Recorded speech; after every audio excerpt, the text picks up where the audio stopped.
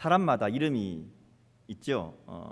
사람의 특별히 자녀들의 이름을 지을 때 그 이름의 의미를 생각하며 그 이름의 의미처럼 살기를 바라면서 또 그런 인물이 되기를 기대하면서 이름들을 짓습니다. 그 이름 중에 뭐 의미가 나쁘거나 저주이거나 잘 안 되기를 바라는 이름은 없습니다. 다 기대와 꿈을 가진 이름들이지요. 여러분의 이름들이 다 그렇잖아요. 좋은 말, 좋은 뜻을 담고 있습니다. 교회 이름도 마찬가지입니다. 어느 교회나 이름을 대충 짓는 법은 없지요. 제가 우리 교회 이름을 어떤 의미로 지으셨냐고 원로 목사님께 여쭤봤습니다. 그랬더니 이렇게 얘기하시더라고. 수원의 중심이 되는 교회, 중심적인 역할을 감당하는 교회, 이런 교회를 기대하면서 수원중앙교회 이렇게 이름을 지었다 말씀하시더라고요. 하나님께서 우리가 그 의미대로 우리가 기대하는 대로 우리 교회를 귀하게 사용하실 줄 믿습니다. 자, 어떤 개인이나 또 공동체나 이렇게 이름에는 의미가 있고요. 그 이름을 그 이름을 따라 그런 사람 혹은 그런 공동체가 되기를 기대하는 기대감이 있고 그렇게 소망하며 기도합니다. 그런데 이런 바람은 우리들의 소망이기도 하고요, 하나님의 기대이기도 합니다. 하나님께서 우리 안에 또 우리가 속한 공동체 안에 하나님의 사람들이 모여 있는 교회 안에 분명한 하나님의 기대와 소망이 있다 하는 것이죠. 빌립보서 2장 13절에 보면 이렇게 말씀합니다. 너희 안에 행하시는 이는 하나님이시니 자기의 기쁘신 뜻을 위하여 너희에게 소원을 두고 행하게 하시나니, 이렇게 말씀합니다. 하나님이 우리 안에 하나님의 소원을 두시고 하나님의 뜻을 이루기 위해서 우리 안에서 행하시는 분이다, 이렇게 말씀하시는 거죠. 하나님께서는 우리 개인을 향한 또 우리 교회를 향한 분명한 기대와 소망이 있습니다. 자, 그러면 우리를 향한 또 우리 교회를 향한 하나님의 기대가 뭘까? 특별히 우리 교회를 향한 하나님의 원하시는 모습이 무엇일까? 우리가 어떤 교회가 되기를 원하실까? 우리가 고린도전서 말씀을 통해서 이것을 좀 생각해 보려고 합니다. 고린도전서는 계속해서 이 하나님이 원하시는 모습에 대해서 이야기하고 있습니다. 우리가 읽은 3장 말씀은 이제 분쟁의 문제를 해결하려는 이 사도 바울의 권면 중에 이 결론에 해당하는 내용입니다.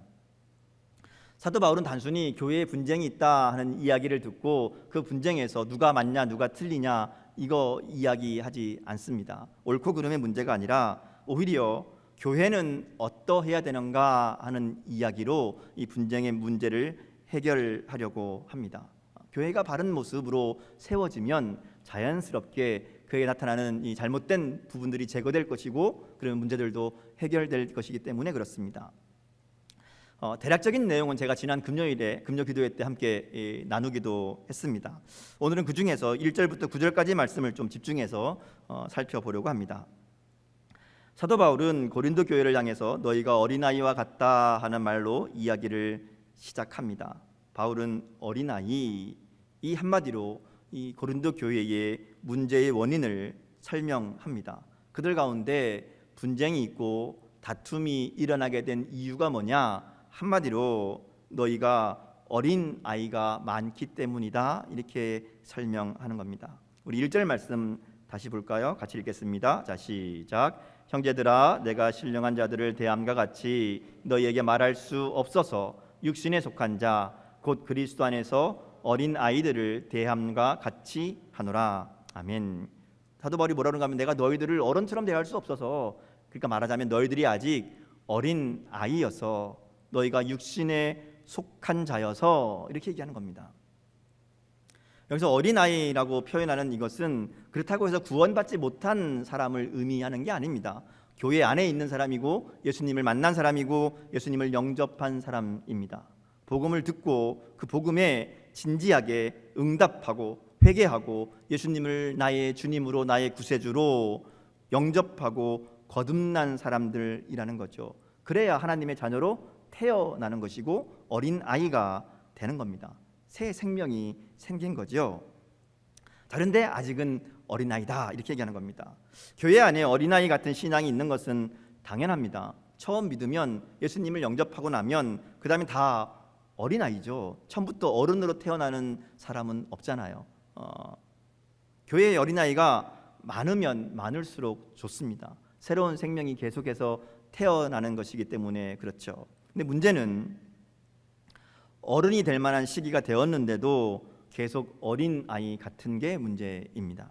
시간이 가고 나이가 들어가는데 여전히 애들 같다 하는 거죠. 그럼 이게 보통 문제가 아닙니다. 사도 바울은 고린도 교회 안에 이런 사람들이 많다고 말하는 겁니다. 예수님을 믿고 구원받고 신앙 고백을 하고 세례를 받고 그랬는데 그들의 신앙 상태는 여전히 육에 속한, 육신에 속한 자와 다를 바 없다.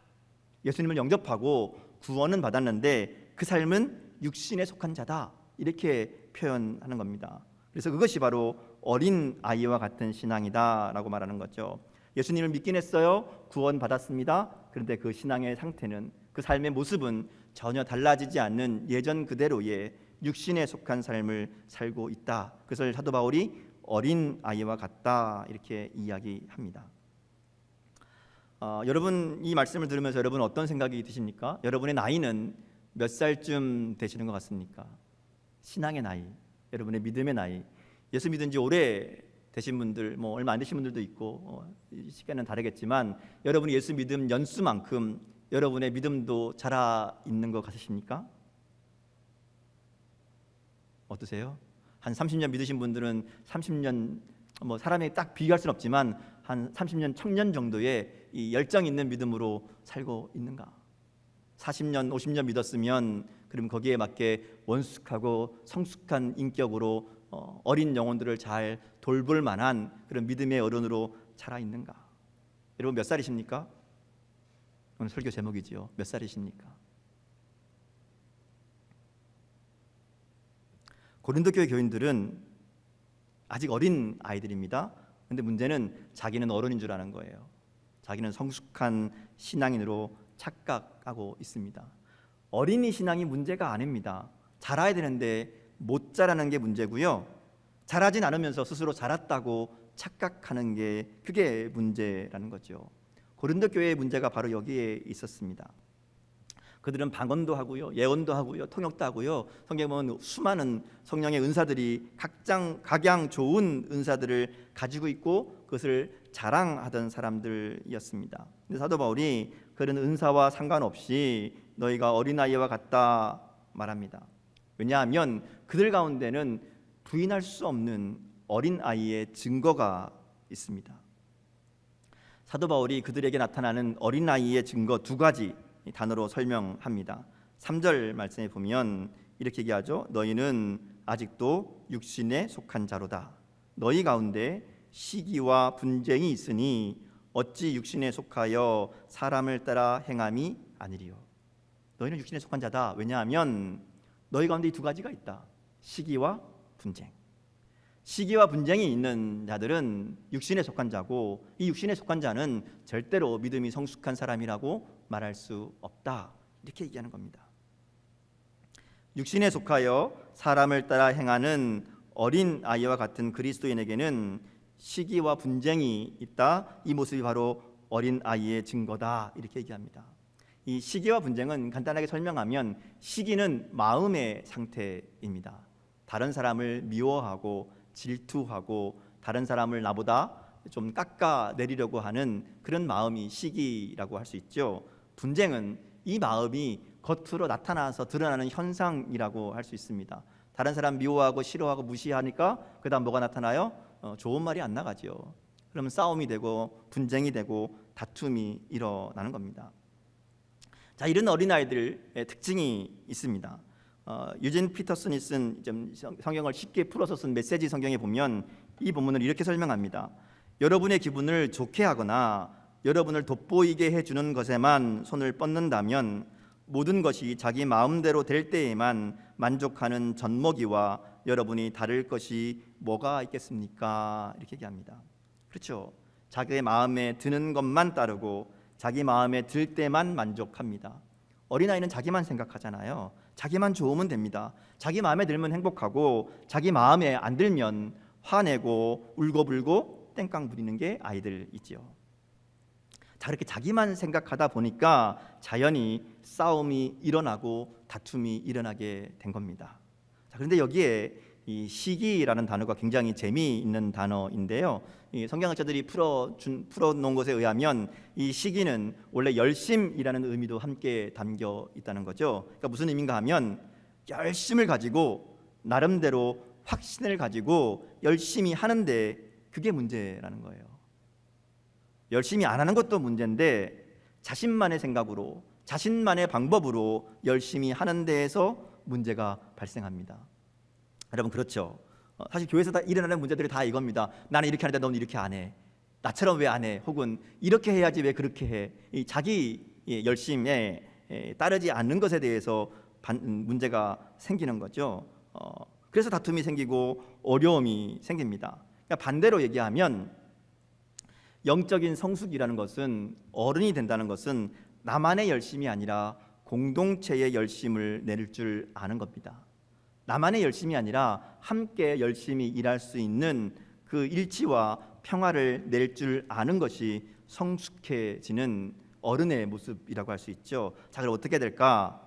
어린아이의 믿음에서 이 문제를 해결하려면 어떻게 하면 될까요? 잘하면 됩니다. 성장하면 돼요. 어린아이들이 자라야 되죠. 자라지 못해서 교회에 문제가 생겼으니까 자라야 됩니다. 그러면 잘 자라려면 무엇이 필요할까? 어떻게 해야 잘 자랄 수 있을까? 사도 바울이 그 얘기를 이어서 합니다. 5절 말씀 같이 볼까요? 5절 말씀 같이 읽겠습니다. 자, 시작. 그런즉 아볼로는 무엇이며 바울은 무엇이냐? 그들은 주께서 각각 주신 대로 너희로 하여금 믿게 한 사역자들이니라. 아멘. 자, 이게 쓰인 무엇이며라는 단어를 주의해서 봐야 됩니다. 보통 사람들에 대해서 말할 때 바울이 누구냐 이렇게 말하죠. 아볼로는 누구냐 이렇게 말합니다. 근데 여기에는 무엇이냐라는 표현을 씁니다. 좀 이상하죠? 누구냐라고 물을 때에는 야, 바울이 어떤 사람이냐, 바울이 누구냐 이렇게 묻는 데에는 긍정과 부정의 의미가 다 있습니다. 좋게 말할 수도 있고 나쁘게 말할 수도 있습니다. 그런데 무엇이냐라고 묻는 것은 네가 뭔데 이런 의미가 되죠. 바울이 뭔데, 아볼로가 뭔데, 바울이 무엇인데 이렇게 되는 겁니다. 부정적인 의미로 사용되는 거죠. 이것은 바울이 의도적으로 자신과 아볼로를 좀 가볍게 표현하기 위한 그런 의미라고 볼 수 있습니다. 도대체 바울이 뭔데, 아볼로가 뭔데 너희가 그렇게 난리냐, 뭐 이런 얘기로 읽을 수 있죠. 자, 그래서 이 바울이 이 파당의 이유가 되고 다툼의 이유가 되는 자기들의 모습을 낮추어서 표현하면서 자기들이 한 일을 다시 한번 분명하게 설명하죠. 우리가 한 게 뭐냐? 우리는 각각 주께서 주신 대로 너희라고 믿게 한 사역자들이다 이렇게 표현합니다. 주께서 시키는 대로 한 사역자들이다 이런 뜻이죠. 주께서, 그러니까 주님이, 우리 예수님이 시키는 대로 우리는 그냥 따라한 사역자다 이렇게 이야기합니다. 이 사역자라는 단어가 디아코니라는 단어인데 여기 보면 숫자로 1이라고 써 있고 밑에 보면 또는 집사들 이렇게 써 있죠.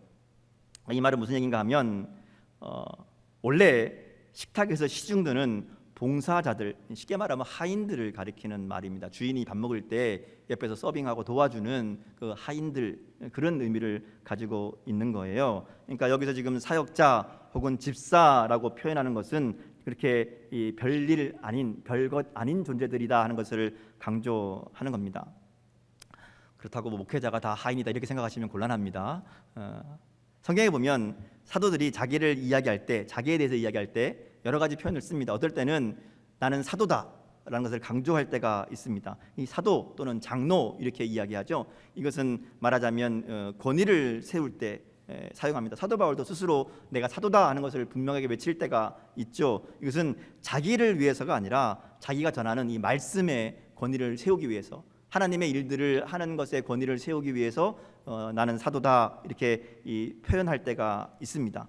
오늘 본문은 반대로 쓰는 거죠. 자신들이 하고 있는 일이, 자기들의 일이 그게 중요한 게 아니다라는 것을 이야기하기 위해서 자신과 아볼로를 집사, 하인 이런 의미를 담고 있는 표현을 사용해서 이야기하는 겁니다. 우리는 단지 하나님이 시키신 일들을 하는 하인들일 뿐이다.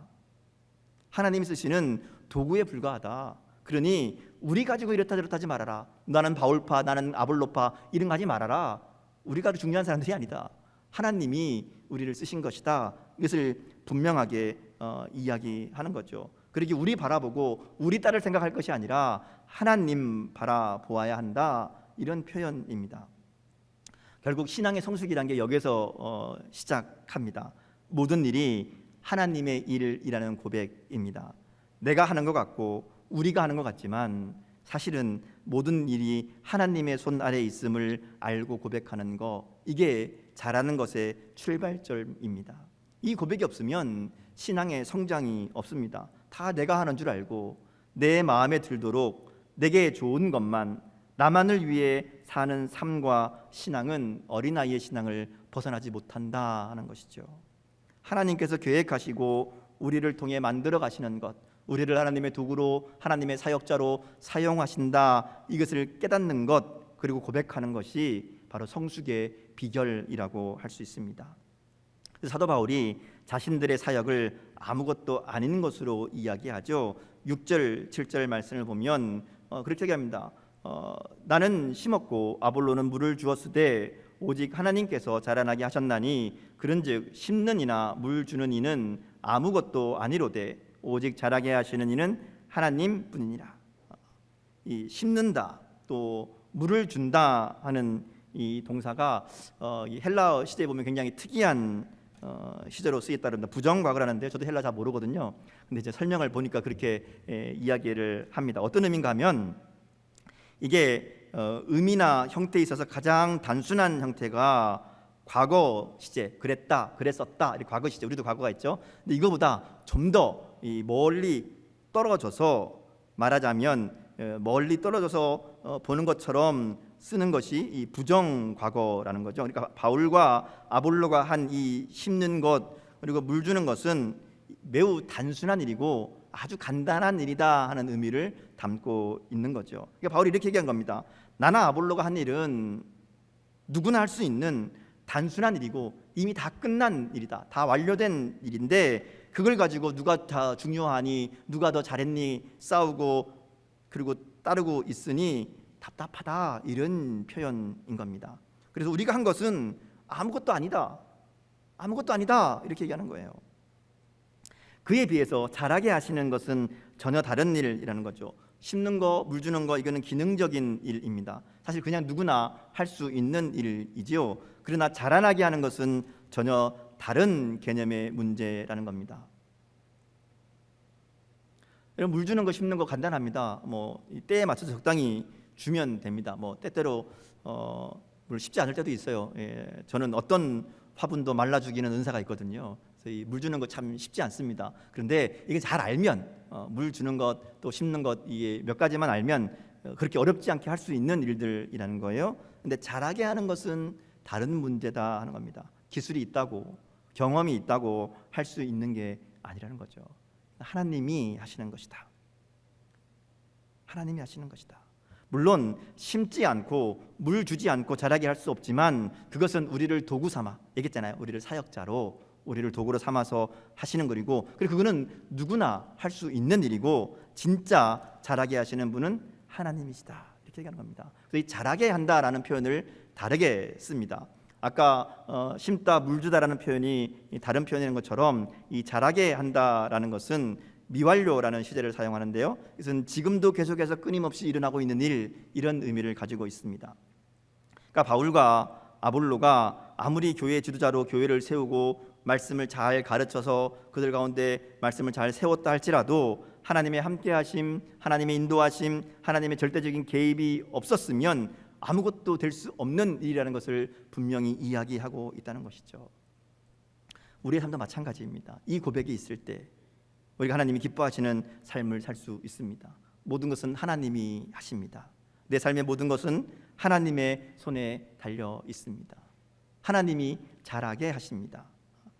이것이 성장의 시작이죠. 그래서 어른이 되는 방법이 뭐냐? 관심의 주체가 나에게서 하나님에게로 바뀌는 겁니다. 삶의 주체가 내가 아니라 하나님이 되어야 됩니다. 하나님이 내 삶에서 역사하시도록, 하나님이 주인으로, 그리고 하나님의 뜻에 따라 우리의 삶을 맡기는 결단이 있어야 된다는 거죠. 그러면 우리가 잘하게 됩니다. 우리 공동체도 잘하게 된다는 것이죠. 자, 바울이 또 한 가지 이야기합니다. 9절 말씀에 보면 우리는 하나님의 동역자들이요 너희는 하나님의 밭이요 하나님의 집이니라 이렇게 말씀합니다. 여기 9절에서 눈여겨볼 것은 바울과 아볼로가 사용하는 동역자라는 단어입니다. 이 동역자라는 것은 함께 일하는 사람이지요. 이 동역자라는 것은 그저 보조나 말하자면 간단하게 도우는 사람이 아니라 주도적으로 함께 일하는 사람이라는 의미를 가지고 있습니다. 바울은 오늘 자신을 하나님의 동역자라고 이야기하죠. 앞에서 얘기했던 사역자라는 의미와 좀 많이 다른 표현입니다. 앞에서는 나는 아무것도 아니다라고 표현했는데 또 9절에 와서는 나는 하나님의 동역자다, 하나님과 함께 일한 사람이다, 이렇게 이야기하는 거죠. 바울이 처음에는 누구나 할 수 있는 일이다, 아무것도 아니다 이렇게 자신을 낮추었지만 그 일이 하나님으로부터 온 일, 하나님의 일, 하나님의 권위임을 분명하게 말하는 겁니다. 그래서 하나님의 동역자라고 표현하는 거예요. 이것은 어떤 의미인가 하면 누구나 할 수 있는 일이지만 그러나 하나님이 맡기신 일이기에 그 일이 귀한 일이라는 거죠. 그래서 사소한 일이지만 하나님이 시키신 일이기에, 하나님이 기뻐하시는 일이기에 하나님이 함께 하신다는 분명한 확신을 가지고 그 일을 감당해야 된다 이렇게 말씀하는 겁니다. 내가 하는 것이 아니기에 하나님이 함께 하시기에 반드시 이루신다는 그 믿음이 여기에 담겨 있는 거죠. 오늘 말씀을 통해서 우리가 영적인 아이와 같은 삶에 대해서 생각을 하고 있습니다. 우리는 자신만을 생각하고 자신의 만족만을 바라는 어린아이 같은 신앙에서 자라야 되지요. 그리고 성경은 그 방법을 알려줍니다. 먼저 내 삶의 주인이 내가 아님을 고백해야 됩니다. 내 길을 인도하시고 내 삶을 만들어 가시는 분이 하나님이심을, 자라게 하시는 분이 하나님이심을 고백하는 것, 이게 자라는 비결이라고 말씀드렸습니다. 문제를 해결하는 방법도, 신앙을 성숙하게 하는 방법도 다 여기서 출발합니다. 하나님이 하신다. 모든 것이 하나님의 손에 달려있다. 그러기에 내 힘으로 잘하고 싶다고 해서, 내 힘으로 뭔가 이루고 싶다고 해서 될 수 있는 일이 아니라는 것이죠. 하나님만 의지하는 것. 참된 성숙한 신앙인의 모습은 하나님께서 일하심을 고백하고 그 자리에서 시작하는 것으로 가능해집니다. 그 어떤 상황에서도 하나님의 손에 있음을 고백하며 신실하신 하나님, 우리를 자라게 하시고 우리를 성숙해 하시고 마침내 예수님을 닮은 사람으로 장성하게 하실 그 하나님을 붙잡아야 된다 하는 거죠.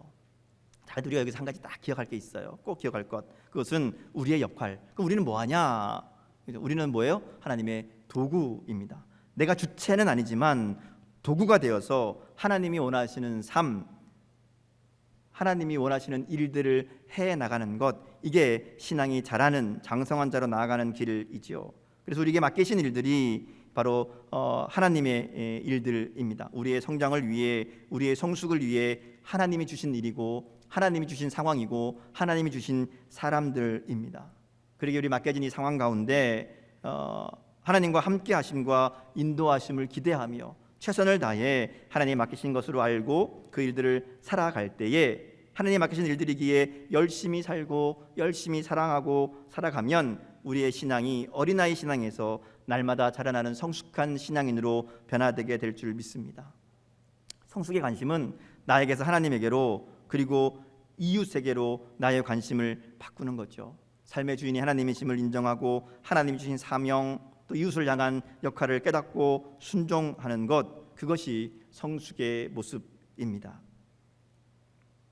하나님이 내 삶의 주인이심, 그리고 하나님이 모든 일과 상황 가운데 주관하고 인도하고 계심을 믿음으로 고백할 수 있기를 바랍니다. 그리고 우리 주신 사명, 이웃을 향한 책임을 잊지 말고 나만을 위한 삶이 아니라 공동체를 자라게 하고 이웃을 섬기는 하나님의 일에 동역하는 그런 삶을 살아가는 저와 여러분의 삶이 될 수 있기를 주님의 이름으로 축복합니다.